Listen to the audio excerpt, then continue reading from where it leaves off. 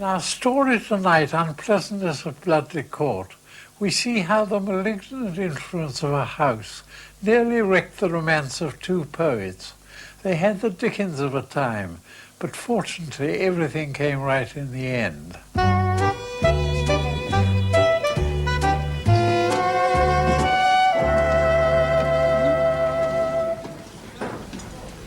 Excuse me.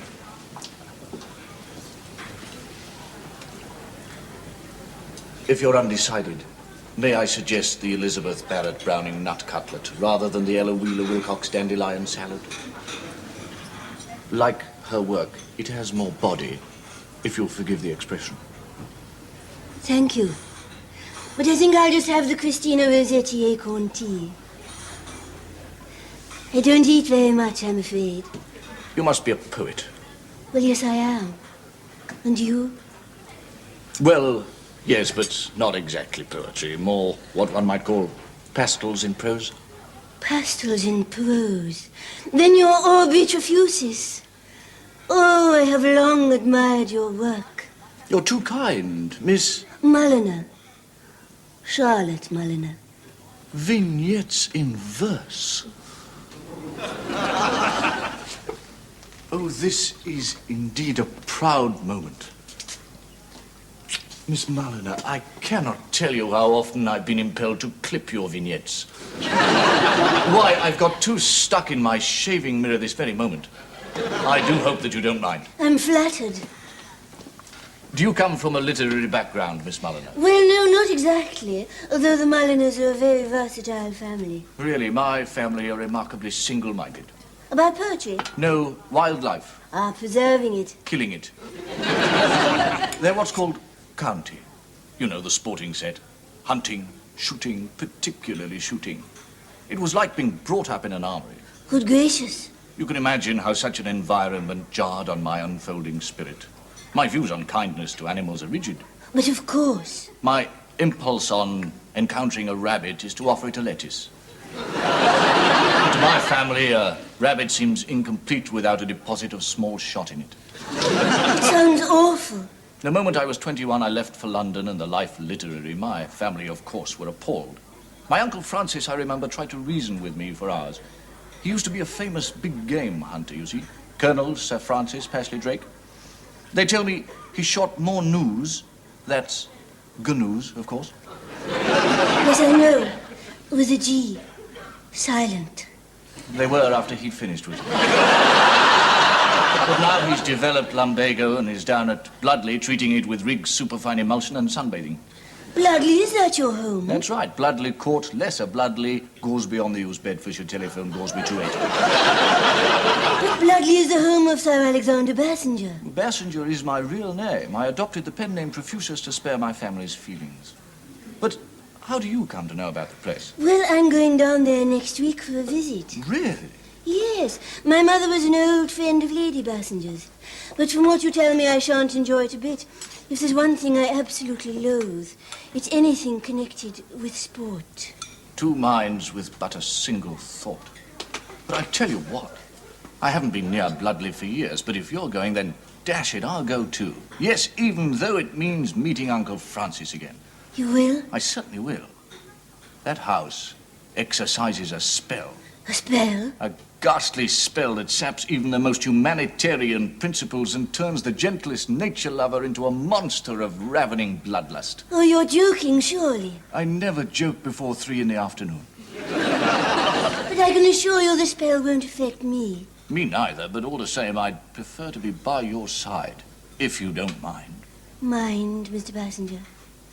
Let me just say that if I do need protection, with your moral strength beside me, I feel I could face anything, even if it were your Uncle Francis and I were the last of the news.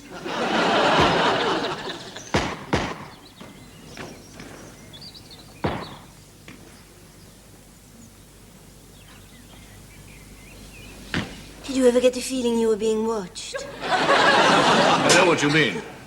I used to go around apologizing to them. We won't wait for the others. Francis is changing after his sunbathing. And you know what your father and brothers are like when they're out with their guns. You just can't drag them in. Not while there's still something moving out there. Now, Aubrey, dear, don't start on that. I had hoped you'd come back to make your peace with your family. As it is, I don't think Francis will speak to you. I'm glad to hear it. His topic of conversation is so limited. All he ever talks about is news. And as far as I'm concerned, no news is good news. I expect the others will look forward to having a chat with you. All right, Mother, but the trouble is that their chats usually turn out to be zoological post-mortems. I don't suppose they've changed any. Oh, get damned hot out there. Hello, Father. Aubrey, my boy, you should have joined us outside. Fine day, splendid visibility. You can pick up a chaffinch in 100 yards. What's up? My hand, Father, to inform you that you have a guest, Miss Charlotte Mulliner. Miss Mulliner, come meet the rest of the family. Now, the gentleman with the posy of dead birds is my father, Sir Alexander Bassinger. How do you do, my dear? Would you like it? Oh, sorry.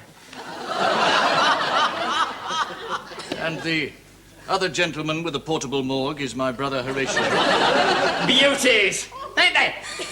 Possibly, Mr. Bassinger. But I must confess to preferring my rabbits with rather more of their contents inside them. It may be a purely personal prejudice, but I dislike all dead things. Give me life and joy and beauty. I'll try. In the meantime, this is my younger brother, Wilfred. At least he appears to be out of corpses for the moment. Well, he's only a kid. Wilfred? A German adder. Jolly got it, Governor. Yes, yes, indeed. Ha! You didn't get this with an air gun. Damn near blew his head off. Larger caliber, this. What's you getting with me, boy? I got it with a golf ball. What range? Oh, about 20 feet. I say, not bad for a young un, what? Right spang between the eyes, split his head wide open. Horatio, please, you're making Miss Mulliner ill. And those birds are dripping all over the floor, Alexander. What? Oh, hold them, my dear. Good for the carpet, you know. Preservative. Well, we better get this stuff downstairs. Come on, Horatio. Oh, well, bring that damn snake with you, young Wilfred. I'll get it stuffed for you. Aubrey, see you soon. Are you all right, Miss Mulliner? Yes. Well, I'd better go and have a word with the older assassin. After all, blood's thicker than water. I'm sorry. Look, I won't be long, and then we'll go for a walk by the lake. Perhaps I can show you the gazebo. Miss Mulliner, you must promise to stay at least until the 20th. That's when we have our garden party. Well, if Mr. Bassinger... Oh, I'm sure Aubrey will, and you must. It's quite an annual event in these parts. Ah, there you are, Francis.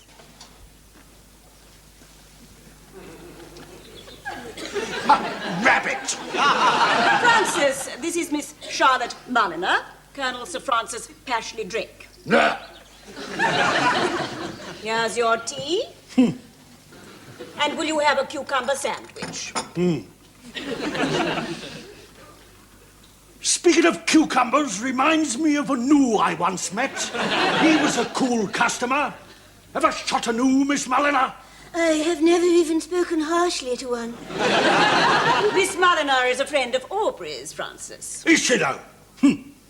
Shouldn't see too much of the fellow if I was you.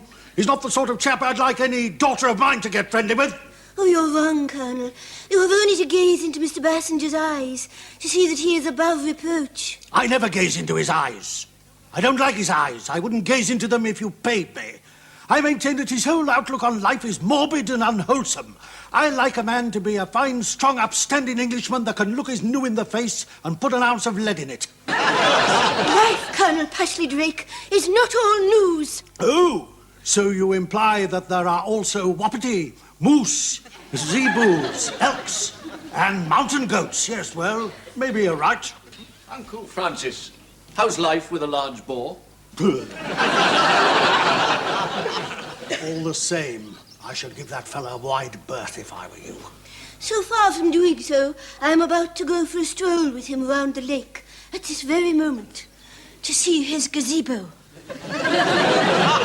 There's some bad blood in that boy, Mabel. It doesn't come from our side of the family.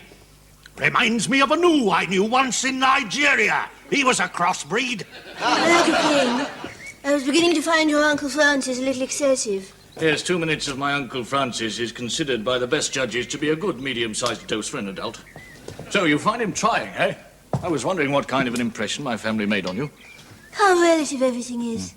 When I first met your father, I thought he was utterly dreadful. Then I met your brother Horatio, and I realized your father might have been much worse. Then along came Wilfred, and I began to see Horatio's good points. And just as I was beginning to think that Wilfred was the absolute limit, along came your Uncle Francis, and Wilfred's quiet charm seemed to leap out at me like a beacon on a dark night.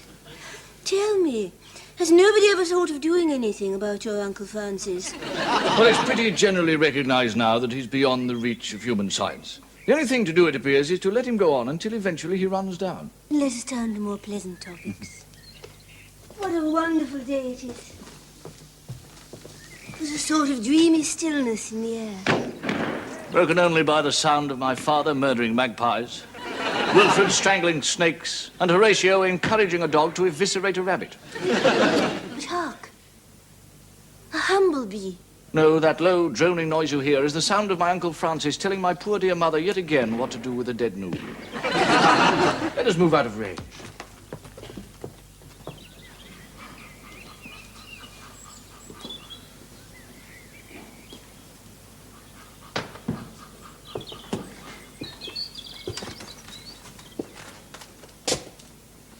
How lovely the day is, Miss Mulliner.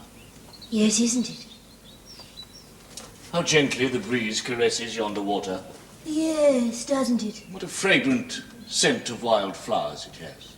Yes, hasn't it?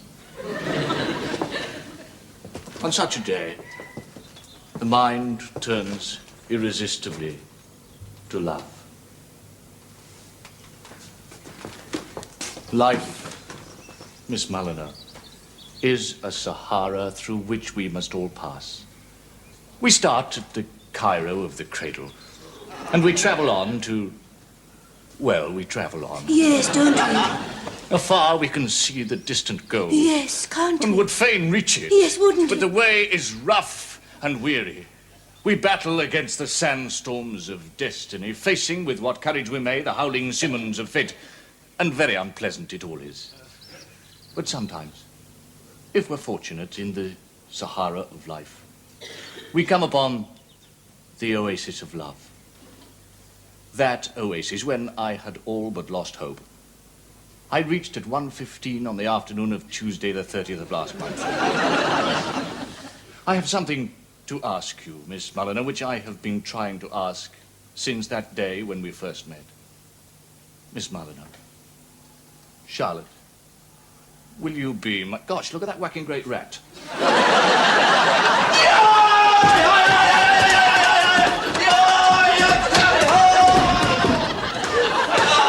It must have gone down a hole or something.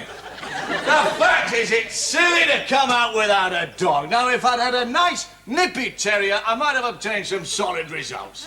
And it is a fine rat gone just like that. Oh, well, that's life, I suppose.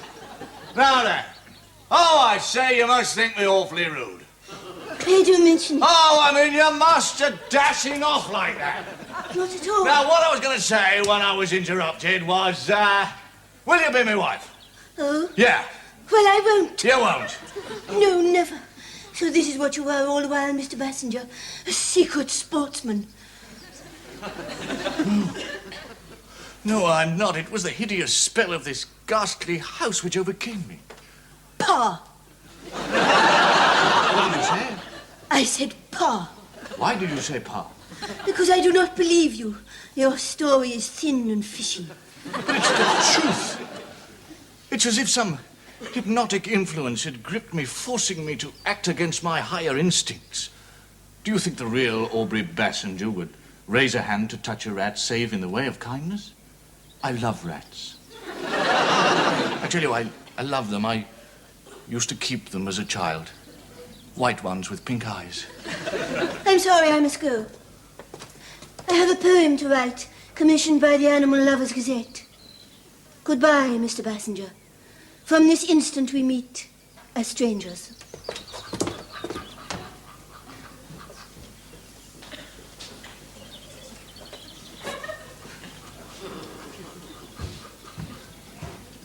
What, Orb? You all right? Perfectly, thank you, apart from feeling like a sandbagged leper. Well, will it disturb you if I hang about a bit? You occasionally get the odd rat around here. Horatio, do you wish to be struck over the head with this parasol? No. Then pray do not mention rats to me. Oh, no, sorry, forgot you were an animal lover. Don't mention animal lovers either, nor their gazettes, nor any poem likely to appear therein. Ah, yes, right. Point taken. No gazette, no poem. And the writing of that poem, dear diary, was the one spot of cultural beauty in the dark days that followed. As I'd promised to stay for the garden party, I could only wait and watch the leaden hours creep monotonously by. Life went on in its fashion. Sir Alexander continued to maltreat magpies. Little Wilfred marked the fall of every sparrow. The rabbits waged their never-ending battle against Horatio, they striving to keep up the birth rate, he to reduce it. The Drake maundered on. And Aubrey? But no. I cannot bring myself to write of one who I'd supposed to be a great white soul, living far above the coarseness of this world, rather than somebody who goes about the place chasing rats with parasols. As for his theory that Bludleigh Court exerts a sinister influence, I must regard this as pure banana oil. If such an evil influence exists, then why has it not affected me? For the only personal sensation I am aware of is one of great relief that today at last we have reached the day of the garden party.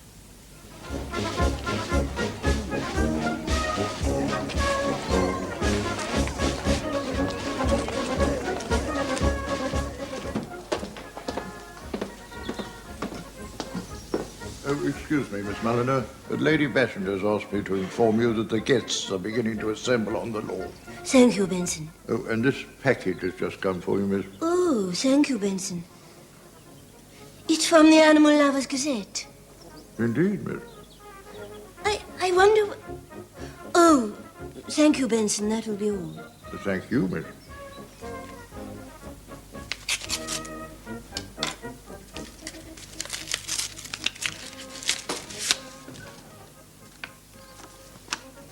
Dear Miss Mulliner, the editor regrets that he must return your... He must return your enclosed poem, as he fears that its tone might offend our readers. But why?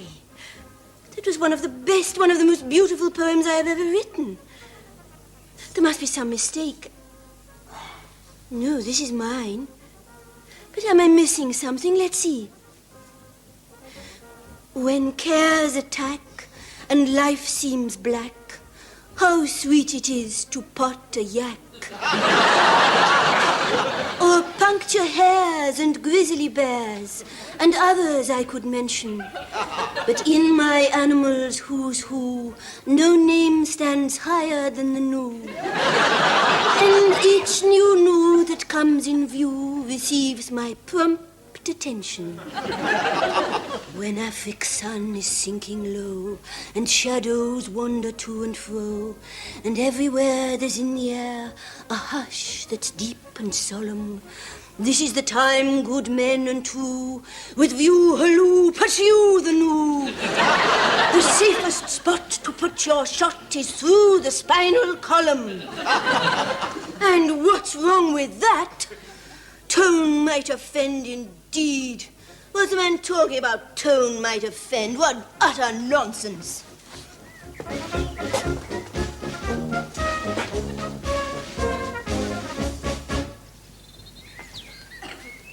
Wilfred? Wilfred? Where are you going with the gun, Wilfred? Just shooting. Shooting, eh? Shooting! And have you never been taught, wretched child, that he prayeth best who loveth best both creatures great and small? No. No, I suppose not in this house. But you might have worked it out for yourself. For shame, Wilfred, for shame. What's all this about? Miss Mulliner, I was not aware that you were there. All this while, I caught this lad on his way to shoot poor sparrows with his air gun, and I'm taking the thing from him. Ammunition. Tut! Wilfred, Tut, have you never been told that it is wrong to shoot poor sparrows? But I wasn't going to shoot sparrows. I was just going to shoot Uncle Francis while he was sunbathing. Well, it is also wrong to shoot Uncle Francis while he's sunbathing. Now go, Wilfred, and thank heaven for your deliverance. Why? Hmm? Why did you tell that boy it was wrong to shoot his Uncle Francis while he's sunbathing? Why shouldn't he shoot his Uncle Francis while he's sunbathing? Just think how it'd tickle him up. Of course, there is much in what you say. I can see now that I was possibly an error of judgment on my part. Yes, I think I've had enough errors of judgment for one day. Read that. Oh, a poem. Yours. When cares attack and life seems black, how sweet it is to pot a yak.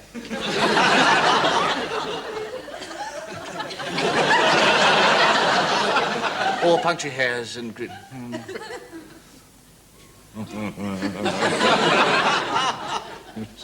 Safest spot to put your shot is through the spinal column. Well, that's fair enough. There's more. To take the creature by surprise, we must adopt some rude disguise. Although deceit is never sweet and falsehoods don't attract us. So as with gun in hand you wait, remember to impersonate a tuft of grass, a mountain pass, a koji or a cactus. A brief suspense and then at last, the waiting's o'er, the vigil past. A careful aim, a spurt of flame, it's done, you pull the trigger. And one more new, so fair and frail, has handed in his dinner pail. The females all are rather small. The males are somewhat bigger. Now, would you say the tune of that was likely to give offence? Ah, certainly not. I mean, it's unexceptionable, in my opinion. It's more than that.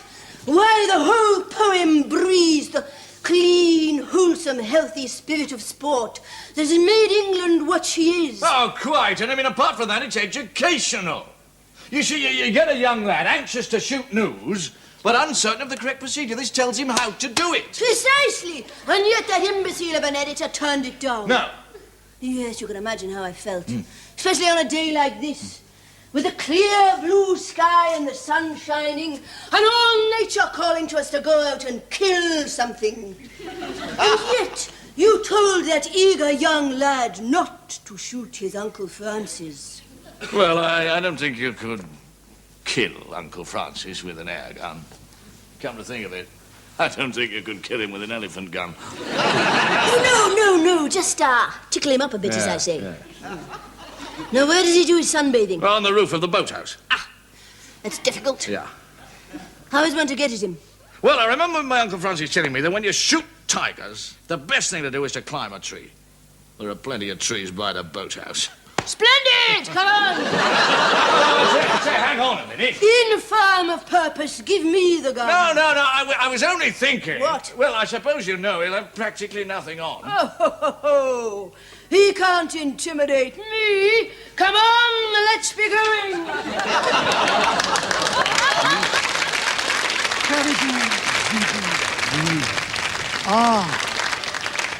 You. Little Wilfred. Stop, fella. Hot at it.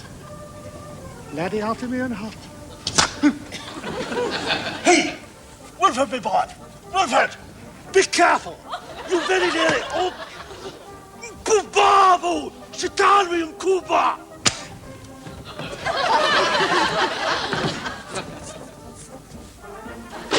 My dear, he's so fast. Yes, a good mover. I imagine he got that way from chasing the nippier news. Why can't they make these silly guns with two barrels? A single barrel doesn't give a girl a chance. I hate to see a fine head like that get away, especially after I winged him. The very next poem I'm going to write is going to be an appeal to airgun manufacturers to use their intelligence that they have any and turn out a line with two barrels. Yes, I shall write a pastel in prose on the same subject. He's in there somewhere. Not for long. I remember Uncle Francis once telling me that when wounded zebus take cover by the lower reaches of the Zambezi, the sportsman dispatches his native assistant to start a fire.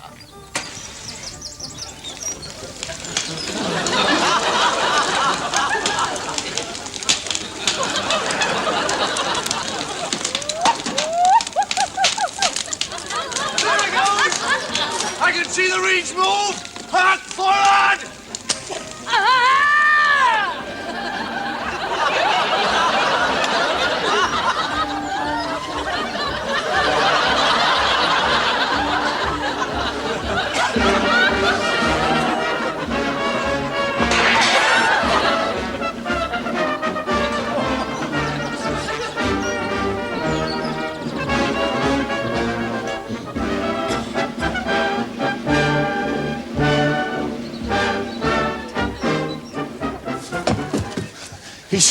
He's taken cover again. I'm afraid we're going to find it difficult to flush him out of there. He's gone to earth behind a bishop. Charlotte, what is it? Where am I? Bludleigh Court, Lesser Bludleigh, Goresby on the Hughes Bedfordshire, telephone Goresby 28. Have I been dreaming, or did I really? Oh, yes, it all comes back to me now. I shot Sir Francis with an air gun. Oh, how right you were to warn me of the spell of Bludleigh, and how wrong I was to blame you for borrowing my parasol to chase a rat with. Can you ever forgive me? Charlotte, can you ever forgive me? What shall we do? Well, if you're quick, you can get the old boy plumb spank against the skyline. Don't weaken. I won't. I won't.